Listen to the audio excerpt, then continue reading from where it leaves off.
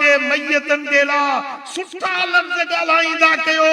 उन जे तॾे ते पाड़े में उन जे आस-पास में वेही सुठा लफ्ज़ ॻाल्हाईंदा कयो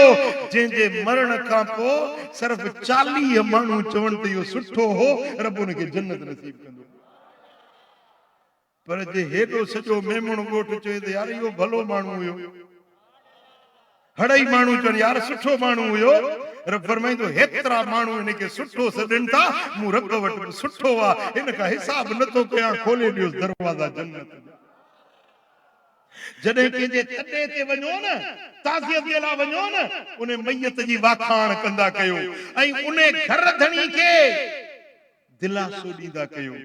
उन सां मोहब्बत जूं ॻाल्हियूं कंदा कयो उन खे आखिरत याद ॾियारींदा कयो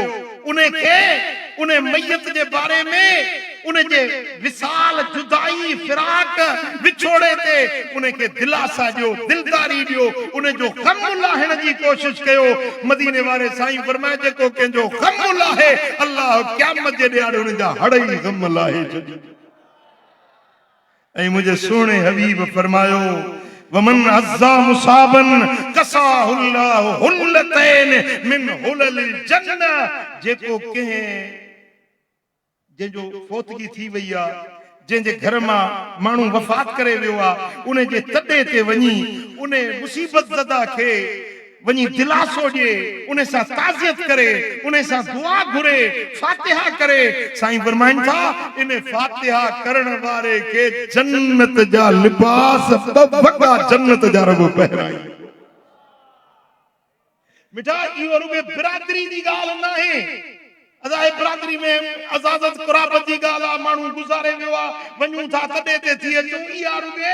रस्म न सम्झंदा कयो इहा तव्हांजो फ़ाइदो आहे तव्हांजे छुटकारे जी ॻाल्हि आहे तव्हांजे लाइ जन्नत जा लिबास रब ठाहे पिया वधीक बयानात ॿुधण जे लाइ असांजे YouTube चैनल हाफिज़ अजीब रहमान बारफानी खे ज़रूरु सब्सक्राइब कंदा साडा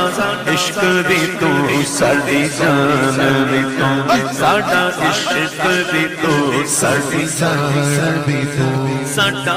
दिल वी तू दिलदार दी तू नाले